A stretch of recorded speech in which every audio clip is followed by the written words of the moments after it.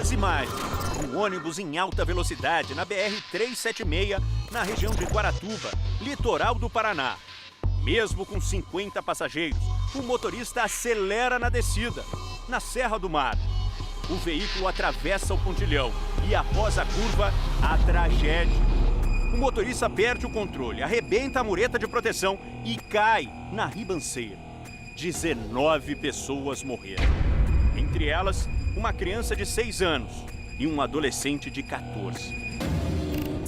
O ônibus que saiu de Ananindeua, no Pará, em 22 de janeiro, levaria 5 dias para chegar ao destino, São José, Santa Catarina. Mas em 25 de janeiro, tudo mudou. Depois de 5 meses de investigação, a polícia do Paraná chegou a uma organização criminosa. O acidente que provocou a tragédia foi causado por uma rede de transporte clandestino. Os laudos comprovaram a falta de manutenção no veículo e irregularidades na licença de viagem. O problema do transporte clandestino é que tu não tem garantia de que o veículo está em condições de mecânicas corretas, se os freios estão bons, se o motorista está com os cursos em dia, está com a saúde médica em dia. Para evitar acidentes como este, a Agência Nacional de Transportes Terrestres faz uma verdadeira cruzada contra o transporte clandestino. Nós acompanhamos de perto o trabalho desses profissionais.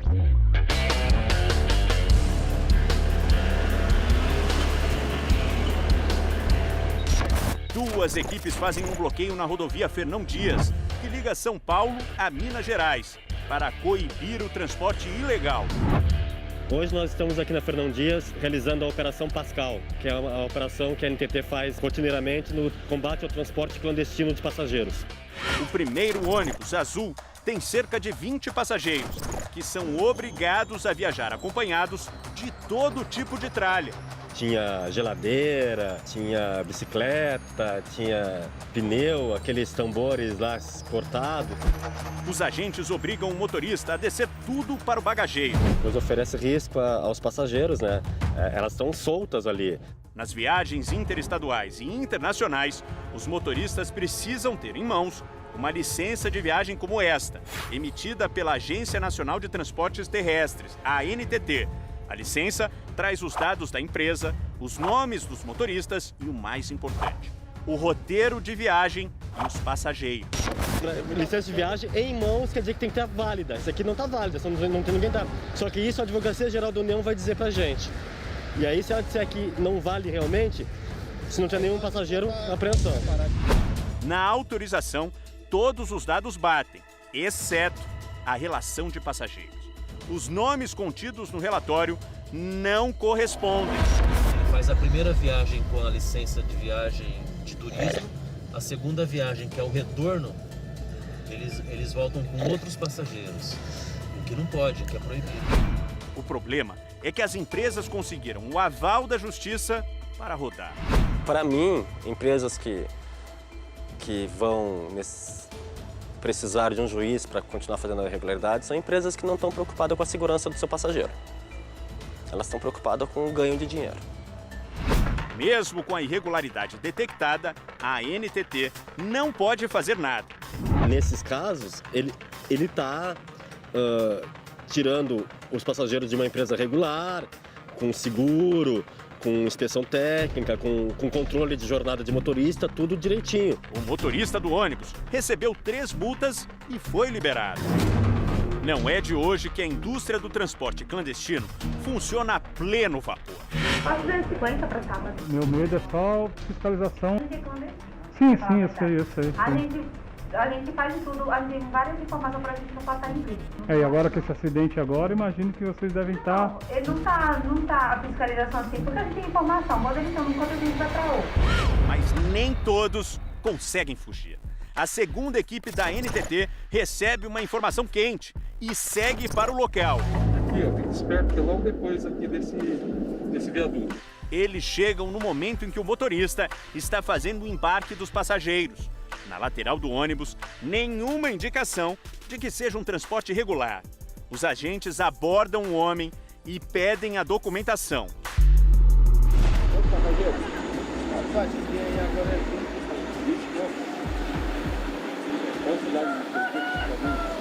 Carira. 32 horas de viagem sem parar. Essa é a distância entre São Paulo e Carira, no interior de Sergipe. Enquanto a gente checa a documentação, os passageiros aguardam, ansiosos. Então, o seu Ednei, não tem autorização para essa viagem. Não. O motorista não se abala. Não é a primeira vez que ele passa por essa situação. O veículo será apreendido. Ele insiste em dirigir o ônibus até o pátio. Pode chamar o pátio, não. Só que eu levo dirigindo. Não. O agente avisa. O veículo será levado por um guincho. Na verdade, a partir do momento que ele está apreendido, quem é responsável é o pátio. Mais uma vez já aconteceu isso, aí ele bateu, esbagaçou tudo, ele é responsável. Aí na hora que ele tirar daqui, eu tiro a foto, pode ser? Não, ele vai fazer um checklist. Pronto, eu vou tirar a foto do jeito que ele está levando o carro. Não. E checam o ônibus minuciosamente. Constatamos aqui que esse para-brisa trincado também não poderia estar assim. Não pode viajar desse jeito. E um para-brisa quebrado é a mesma coisa que um extintor vazio.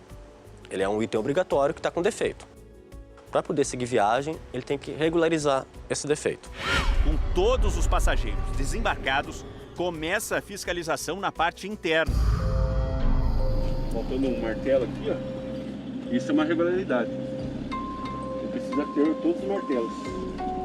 O negócio do transporte clandestino é muito lucrativo e cresce no país.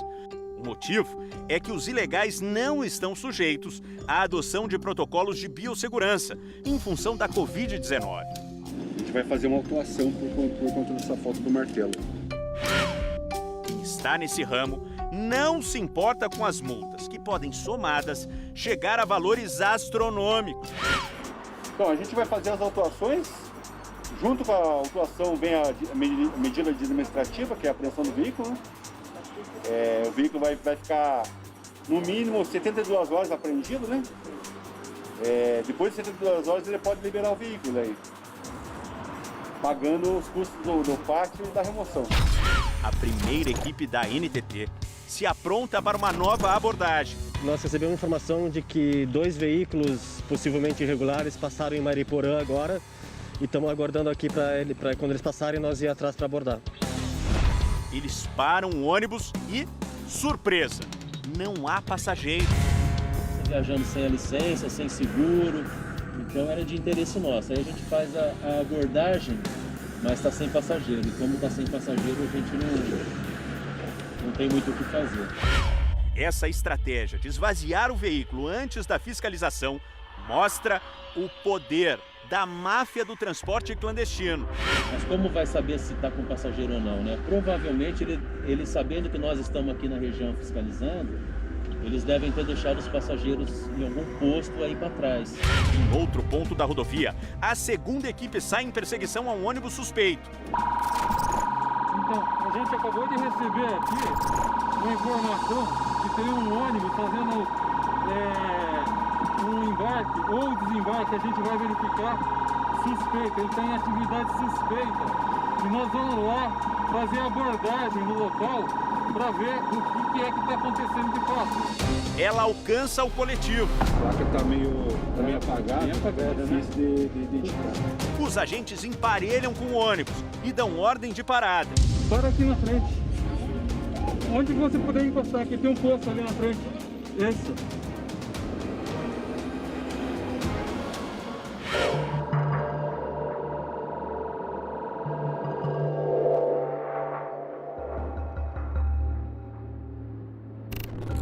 No posto, fazem a investigação. Está fazendo da onde para onde? Nós estamos fazendo São Bernardo da Fortaleza. Mas o motorista já avisa.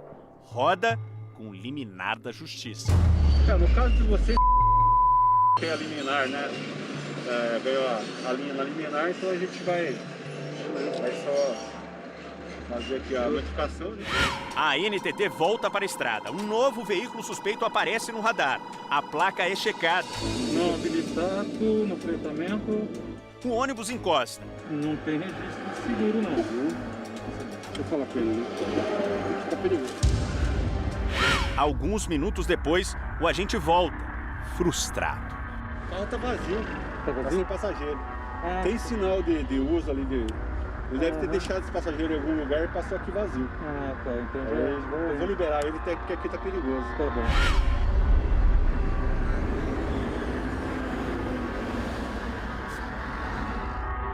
O trabalho da Agência Nacional de Transportes Terrestres é fundamental.